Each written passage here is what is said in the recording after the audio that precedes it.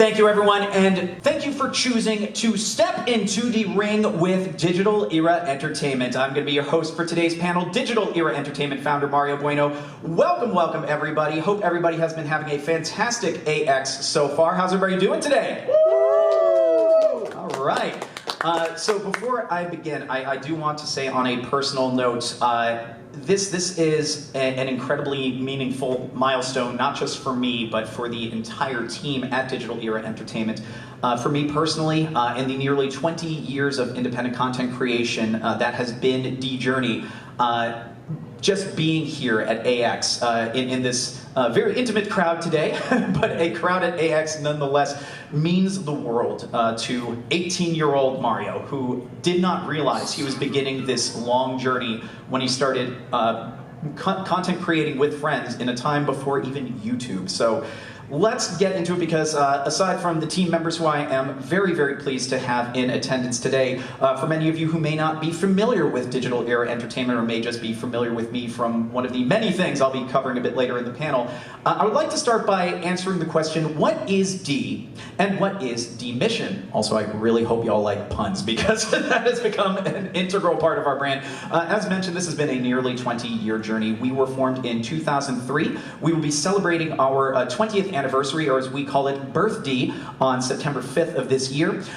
We are a New York City-based production brand. I myself am out here in the Los Angeles area full-time again as of last April, but most of our core team is still in New York, and until the rent becomes too damn high for everybody, we are going to continue proudly being a New York City-based production brand. We specialize in projects that are both narrative and informative that pertain to nerd culture, and we presently feature streaming content and more by active professionals in anime and gaming. Our mission is to create multimedia entertainment projects that can ultimately reach all walks of life across multiple formats and platforms while still remaining true to our multifaceted nerd culture roots. Now, today we have achieved this through low-budget, high-concept, evergreen projects distributed online. I highlight evergreen not just for those of you who may be curious to see some of our older works, but especially for folks in industry.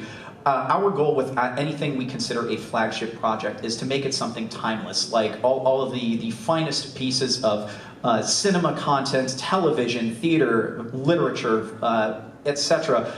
Even in our earliest days, the goal has always been to make something that, even if not everything is going to be as timeless, because times change, people may not understand certain references of the period, but as long as these stories, as long as the presentations start to finish are things that you can look back on 5, 10, 15, 20 years later and still get something from, we have achieved our goal with that project. And our greatest strength is that we are fans who have been in the business of fandom since 2007. While this is more of a personal metric, as for much of Digital Era Entertainment's run, it was a solo operation until later in the timeline, which we'll get to as part of our first half of today's presentation.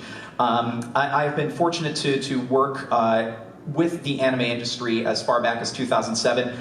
You see here something from a gig that I did with my good friends at Bandai Namco. This was for their mobile division back in New York Comic Con 2017.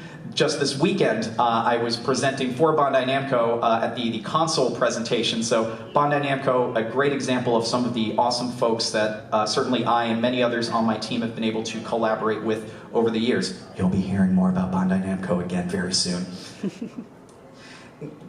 And also seeing them very soon in the slide. In all seriousness though, our brand, for those of you curious, is built around 3 fandom pillars. Those pillars are Japanese anime, video gaming, and professional wrestling. Most of our flagship projects have an intersection of all 3. Certainly some of these past work highlights of mine are also great Venn diagrams of these 3, especially Kaiju Big Battle. I'll be talking about them shortly. There is also a secret 4th pillar, which we do still try to honor in the visual design of our mascot DEE, who you saw as part of our awesome pre-show. Electronic dance music, our very first official project, which is what gave us the timeline for when we celebrate our annual birthday, was a series of, and this is also going to date me really hard, a series of glow sticking videos that were never released publicly because this was back before YouTube, and certainly 20 years later, we would need a lot of permissions for that. And anyone who has published anything on platforms like YouTube knows content flags up the wazoo, especially with those. But I still honor that original project with my online handle of EMP Maniac. So the EMP portion comes from that original project, so I'm still proudly carrying the banner of the original project. Again, some examples that you see here of the past work history, and I'm going to get a little bit more in depth about that because I myself have been actively involved in different front-facing capacities across all of these industries and have been developing a very broad network within each of them. I'm going to start with the earliest on the timeline, which was my year spent with Anime News Network. I was an on-camera host for a weekly show that they did. My last weekend with them, poignantly enough, was my very first Anime Expo in 2008. So my first trip to Anime Expo was with the good folks at Anime News Network. It put AX Idol on my radar. So when I came back 2 years later to compete in and win the AX Idol competition for singing, that was a direct result of my work done with ANN. So also Anime Expo has an equally special place in my heart, not just personally, but professionally as well, because many of the contacts that have still been helping me out with projects that we will be discussing today, that was the origin point. So here in Los Angeles, just outside at LA Live. I've also had the fortune of being the lead announcer for Kaiju Big Battle. You saw them on the previous panel. If you are not in the know, Kaiju Big Battle is a long-running performance troupe, very well known, especially in the professional wrestling world, as this weird kind of turbo indie, but it started out as a theater project. I was with them from 2017 to 2018 as their lead announcer, which was a combination of ringside announcer, color commentary, and effectively the show's narrator, since with the exception of Dr. Cube and American Beetle, no characters speak in that show. So I'm literally telling you what's going on more than the average pro wrestling announcer for 2 hours of my life. And they, given their intersection of tokusatsu, anime, and video game culture, they are a great example of the 3 pillars of digital era entertainment. I also had the privilege to work with Frederator Networks as a host and presenter for their online gaming channel, The Leaderboard, from 2019 to 2020. I did a video for their animation-focused channel Frederator as well. That was very, very cool. And with Crunchyroll, I have been very fortunate to work with their events team in particular. I have been a regular presence at their Crunchyroll Expo in years past. I was there for the inaugural one. I was there last year as well as for the 2 virtual events, both of which Digital Era Entertainment did have a presence at, giving panels and premiering one of the projects that is our spotlight for today. And bringing it back to Anime Expo just last year, and again showing the diversity of some of the clients I've been fortunate to work with in the space. I got the chance to work with the good folks at VShojo, who are back this year. I would actually go on to do a short-term PR contract with them, doing meet and greets as well as panels for them for a few months after that. Very, very cool experience, very grateful for that. So again, this is just my own personal background on how I've been able to cultivate a lot of what we are looking to do as we expand. So this slide, I'll admit, it's more for industry folks who might be sitting out there tonight, but for the rest of you, this is just kind of our cool little humble brag, because as a result of not just my own work, but the collective work of other members of my team, we have the benefit of extensive access to some of nerd culture's most visible trade shows, A-list voiceover talents, some of whom have actually come from within our ranks. Production outlets, which include AAA gaming studios, as well as Japanese pop culture licensing and production outlets, OTT distributors, and more.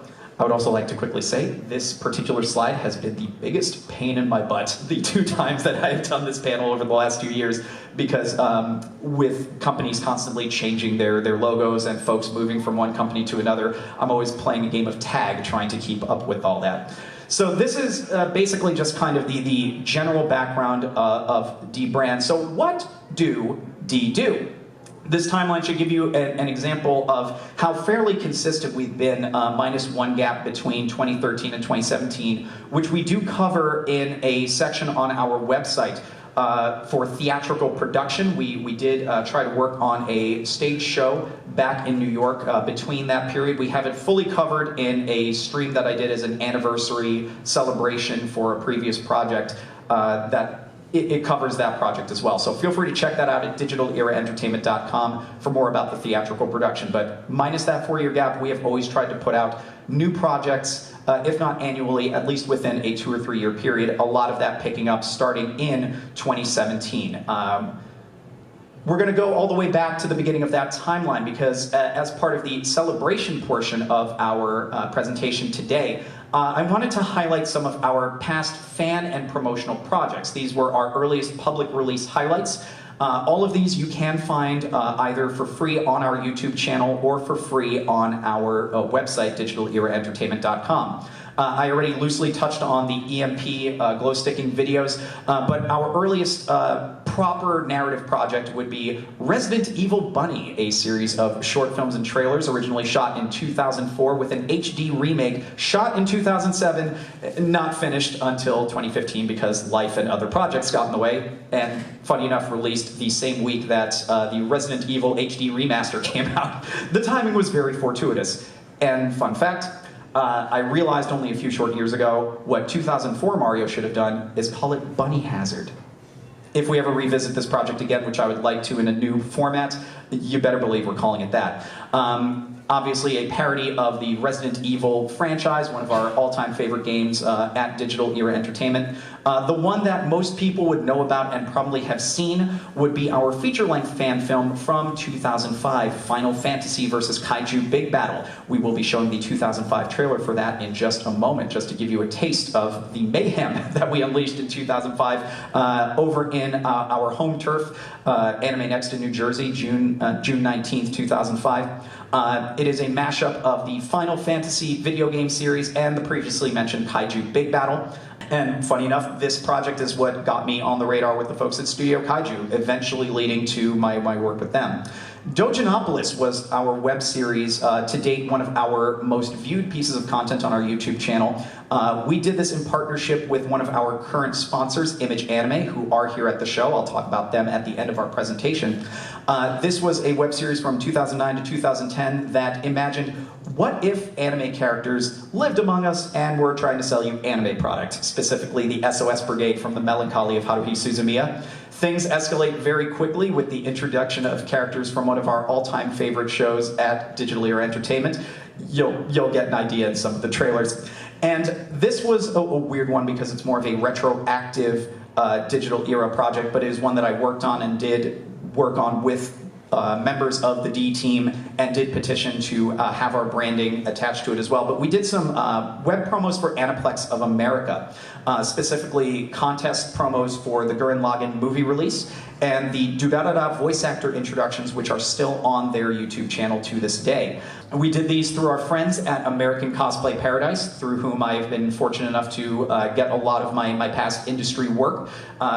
Wonderful folks, definitely support them if you can, acparadise.com. So they're the bridge to some of our more professional endeavors. Like I said, I have some trailers, so take a look at the trailers for Final Fantasy vs. Kaiju Big Battle from 2005, and a recent trailer that I cut together just for the show for our 2009 web series, Dojanopolis. In 2018, we did launch our Twitch channel. We launched it with content we'll be talking about in just a little bit, but since then we have expanded our live streamed content offerings. I just wanted to highlight a few of them in particular. These are some of our monthly pieces of content, like the radio dramas. These are a series of live radio plays that began in 2020. We have covered everything from, and I do not exaggerate when I say this, Pokemon Live, the 2000 live stage show, which kicked off the radio dramas, all the way up to Star Wars Shakespeare. We did episodes 4 through 6 in very different order. So it also includes things like our upcoming one, which will be Dragon Ball Z Abridged, the movies, part 2. Yes, we covered the first half of the Team 4-Star stuff. So that is one of our spotlight pieces of live stream content that we have monthly. Another one which we do on and off, and this is one of my personal favorites to be a part of, and literally is the reason I was able to get into the world of VTubing and effectively be ready for when the opportunity at VShojo came up. HoloLive Championship Wrestling. This is an unofficial live fantasy booking series that we began in June of 2021. We just celebrated the most recent anniversary with Holoversary Volume 18 of HoloLive Championship Wrestling. As you can infer from the title, we take the members of the HoloLive roster and put them into professional wrestling storylines. We talk through the matches. We have built ongoing storylines. We had 2 stories that, I do not exaggerate, we were working on for over a year before we could resolve them. It is a 6-part opus that we're still re-uploading the VODs to our YouTube channel for. We also have our weekly community happy hour. One thing that I've been so grateful about these past few years has been watching our small community start to become that. It isn't just people coming to watch one of our projects and then go away. We have people coming to support us regularly, either in our Discord or our weekly community gaming nights. We will be showing a trailer for this as well as HCW in just a moment. And then, of course, we have our nightly live streams where we do traditional, let's plays of contemporary games or whatever strikes our fancy, as well as fully acted playthroughs of visual novels or text-heavy games by a live cast. Some highlights including our playthroughs of Doki Doki Literature Club Plus, which we have been mining for so many of our YouTube shorts, if you check those out, as well as our playthrough of Dream Daddy, which was our send-off to our previous unofficial mascot, and you can see a lot of the mayhem that came from that. So we're going to just run 2 trailers for you back to back before we go on to our next section. Here we go. All right, so that is just a sampling of some of our current content that would still be considered essentially fan work that we are still very happy to put out there. But we do, of course, have our original projects, and this is going to essentially be our bridge to our main event in just a moment. So some of these are our active projects and ones in development. I mentioned 2017 was an important year for us as we relaunched the brand. That was courtesy of our informative content branch, DEE+, which stands for Conversations, Opinions, Reviews, etc. This is where we focus on analytical pieces, reviews, but most importantly is the reason why we have our podcasts, specifically our weekly esports and gaming podcast, Decode, which is hosted by our Decor editor-in-chief, Ken Cardez, aka Omega Z. That is hosted weekly at Waypoint Cafe NYC in the Lower East Side of Manhattan. The owner, Gino, is the on-site producer and co-host for the show. So big shout out to Gino and Waypoint as well for kindly being a part of D Journey at such a critical point. In 2020, we launched an anime discussion podcast, which is every Friday. That is D-Kai. And funny enough, one of the D-Kai hosts is out here also working the show. So we are literally doing anime stuff and not doing our anime podcast. So it is what it is. But the ship still runs because we still have the rest of D-Team taking over for us. And our initial launch lineup for the hosts of D-Kai include voice actor Emily Frangillo, aka Frangi, who has been in numerous anime projects for dubs as well as films like Shin Ultraman. She also provided voices for Poppy Playtime, the ever-popular indie game, and Emmy Lowe, who you may know best among many other awesome works, as Lucy from Cyberpunk Edgerunners. So like I said at the beginning, we've had some amazing talent come through our doors and be a part of D-Team. And then the last one that I wanted to share, because originally I was supposed to share this at an event last month out here in Los Angeles that was unfortunately called off. This one is a future project that actually predates Digital Era Entertainment. It is one of my most personal projects that I feel is the truest representation of the 3 pillars of Digital Era Entertainment. This is a transmedia series that is a live-action animation hybrid that will tell not just an original story with original characters, but also celebrate as much as it skewers these beloved things that we love, anime, gaming, and pro wrestling. This has been in development for a long time. We are still working on trying to get it up and running while focusing on our main flagship, However, I wanted to share something very special since this is a special occasion. I have a sizzle reel that has only been shared behind closed doors. It was going to be shared at this other event that was canceled. I'm going to share it with all of you today.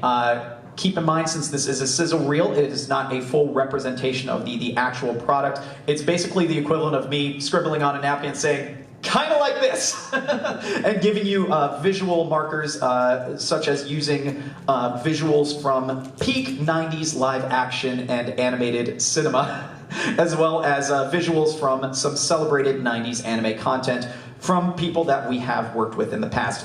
Everybody, for the first time publicly, I would like to present the sizzle reel for the future Digital Era Entertainment original, Cheap Shots.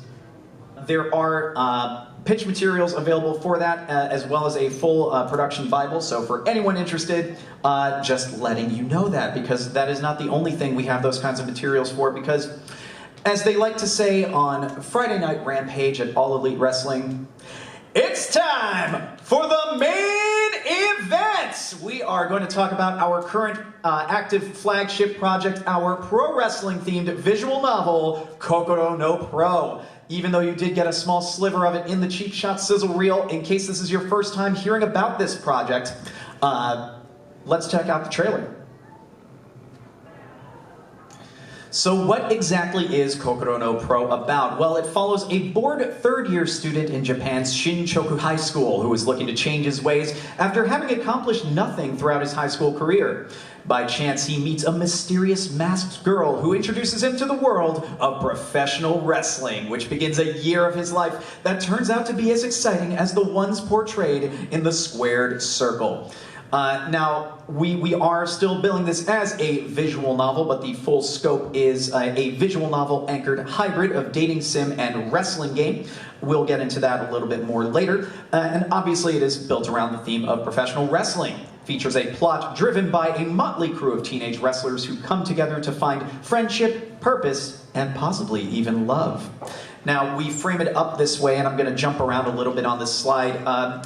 Because of the unique story that we are able to tell here, while we are using the frameworks of the traditional, dating sim and visual novel that is essentially a dating sim, we're looking into different types of storytelling. There will still be the traditional romantic routes, but we have the flexibility to look into possibilities like lifelong friendships, telling different kinds of love stories in that regard, or even, tag team partnerships, things like that you can only really do with the kind of story we are going to be able to tell here. We are looking to have 7 to 10, and again, we use the quotes just for shorthand for those of you familiar with the medium, 7 to 10 dateable routes with the final amount to be determined. All routes will have good and bad endings, including secret routes. I will say, while I don't enjoy them as a player, as a writer, I can't wait to sit down and work on some of these bad endings. I also have a really cool track that I'm hoping we'll be able to secure for the bad ending theme. So fun little thing about that. We do have a total of 7 early access chapters planned. All of these chapters have been programmed at the baseline since May of 2022. We are still finishing up some assets to get a free playable section into your hands via Itch.io using a web-based build so that we can do persistent updates for this playable section, and once we're able to get a more solid build that we can have you download, purchase, etc., just make it easy to swap in, swap out, because we know we have been talking about this project for a while and not able to do much other than the preview of this playable section that we showed at WrestleCon just this past April out here in Los Angeles. So we'll be able to get an extended version of that you can actually play for yourself sometime this year. Now, as I mentioned in the initial synopsis, there is a different type of scope. We are promising you a visual novel because we are able to do that with our small team. Our full scope for a complete version, which would be something that would be produced with a bigger dev team or studio, would include things like a full wrestling engine, additional stat leveling mechanics to make the dating element of the story, again using dating in liberal air quotes there, a little bit more game-like, interactive, etc. And my personal favorite, a fighting minigame that celebrates Japanese pro wrestling history. We are looking to at least acknowledge this minigame in the story in the 7 chapters that we have. Depending on your choices, you will find out about this fighting minigame. So once we are able to get those in your hands, I'm giving you a small little preview for being so wonderful and so patient. But this is what we hope to do in a fuller scale if we can get some support. But either way, you're still getting the base story. And we are planning an initial launch via Steam and itch.io for PC, as well as iOS and Android. For those of you who are very perceptive or very knowledgeable in the world of visual novels, you probably recognized immediately in the trailer footage we are using Ren'Py. So that is going to allow us this initial output. If we are able to get more funding, we are looking to expand to Nintendo eShop, Xbox Marketplace, and PSN. We have worked with publishers who do specialize in that kind of thing in the past, presenting some of their visual novel projects on our channel with streams. Specifically, Radalaika Games, that's one good example of some of the folks we would be looking to collaborate with if we are basically still doing this at a smaller scale. If we do get this complete edition, though, we are looking to do a collectible physical release, either through the publishing partner or, and freely admit this is more of a personal thing because I really enjoy their collector sets, the folks at Limited Run Games. And considering that that company was founded by 2 guys who bonded over Gundam Wing, I'd like to say I've got a pretty good feeling about them based off of that and everything I've shared about myself and the brand up to this point. That being said, we are considering a crowdfunding campaign to launch once we put this playable slice out there. See the giant asterisk, only if needed. We are trying everything we can to make sure that the only time we ask for any funding from you, the player, is when we have the full game ready to just sell to you. But we do have merch featuring the logo in DEE Shop. We'll talk about that at the very end of the panel. And much like with Cheap Shots, we do have a pitch document available for anime adaptation. The way that this thing has been breaking down, we essentially have a half core of an anime season. I only mention this again for anyone who might be interested in the audience to have that kind of information. And we have had talks with a major streamer in the time we have been developing this project. So it wouldn't be my first time having this conversation, and I would be happy to revisit that conversation with that same streamer if they suddenly realize, oh yeah, you know what, yeah, let's talk. So I'd like to talk a little bit about the folks who are putting together this amazing project. So let's meet the production team on Kokoro no Pro. We're going to begin with the project's creator, RJ Para. RJ also is the character designer. He did the conceptual art as well as additional art. He designed the main scenario from which we have built out the script. He has done a not insubstantial amount of writing on this project, especially the early treatments that I would later help him flesh out. He did a little bit of extra programming on the demo. And he is a New Jersey-based postal worker whose creativity and pop culture enthusiasm are on display across multiple live stream projects. He is one of our main streamers on the Digital Era Entertainment Twitch channel. You can catch him every Thursday after the esports and gaming podcast, actually. And in HCW, most of our visual assets are RJ Para's handiwork. So he is very involved across most of our stuff, but this is his baby that I am helping him nurse into adulthood. And here's me. You've seen my stupid face and heard my stupid voice enough, so I'm just going to stick to the important points here. So I am the games director. I am the lead producer and lead writer on the project. I'm currently handling the bulk of the demo version programming. Can't wait to pass that off somewhere down the line. And the theme song that you heard in our trailer, I am the original composer of it. I handed it off to some collaborators of mine who I'm going to be talking about in just a minute.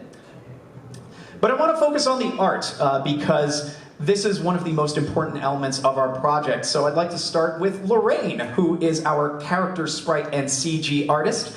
Lorraine is a SoCal-based freelance illustrator and graphic designer who has contributed to Digital Era Entertainment live streams in the past, and you can see her art across multiple DEE projects since 2020, in particular the thumbnails for our annual Best Anime and Best Game lists that we put out from 2020 and 2021. And she also was the inaugural host of a weekly art stream that we did running from 2020 to the beginning of 2022.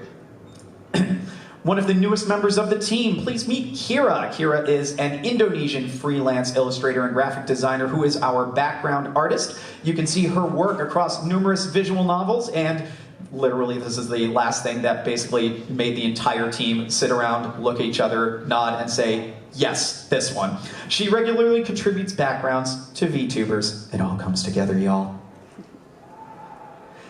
Next up is Laura Kay. She is the one who developed our really cool title.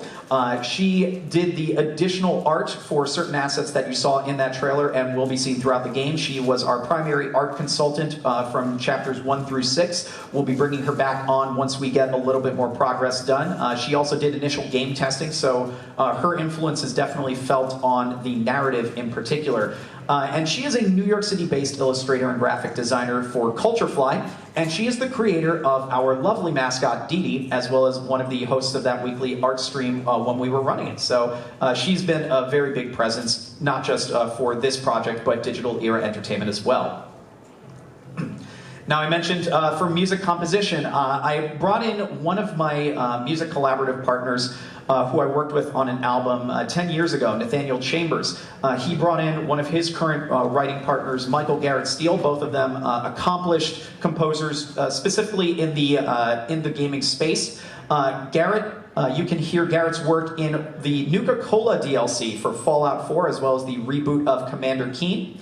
And Nathaniel, you can hear his work in indie point-and-click developer Wadget Games' Shardlight and Primordia. Primordia I actually contributed some voices to, so that was one of my indie video game credits as well. So they're the ones who took the rough vocal tracks I gave to them and turned it into the piece that you saw in the demo. They will be working on more music for us for the full project as well. So, this begs the question, and we lightly touched on this across the presentation, how can you help Dee do Dee things Dee do?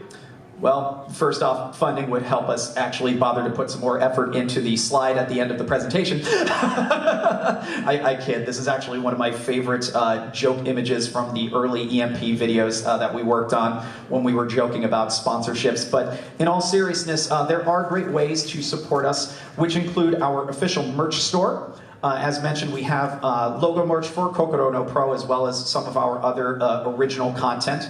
And also, we've added new items, which include Dee Dee and her faithful companion, the Disco Ball. Of course, following us on social media is a big deal. We're constantly posting about our big projects and our monthly streams. So spread the word. That does us a big solid. We do have a Patreon as well. I will tell you right now, we are rebooting the whole thing, but if you don't mind just kicking over some cash, hey, we would very much accept it, and welcome to the community if you are going to do that. And I would be remiss, since we are talking about stuff like this, to not include our sponsor, Image Anime, who is here at the show. If you have any last-minute items that you want to pick up, visit them at booths 3121 through 3123.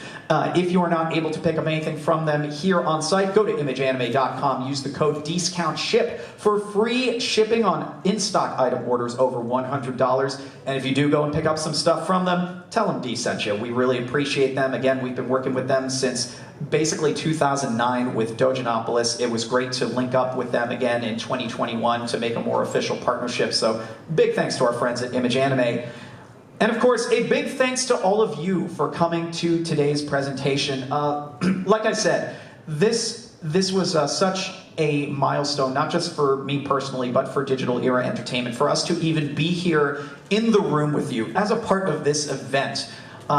Is such a poignant and significant moment for us. We continue to work hard, go through the grind, and with projects like Kokoro no Pro out there in the world, we are hoping to bring in new audiences, bring in new members to our community. We hope to see you in our Discord. We hope to see you as a part of our projects, and we hope that you enjoy our future releases, whether they be things on our YouTube channel, our nightly Twitch content, or some of our flagships like Kokoro no Pro. Once again, I am Mario Bueno. It has been a pleasure speaking to all of you today. Please enjoy the rest of Anime Expo 2023 because DEE Future is now. Thank you very much. Take care, y'all.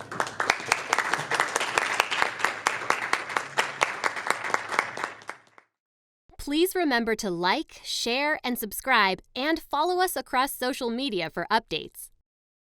Thanks for watching!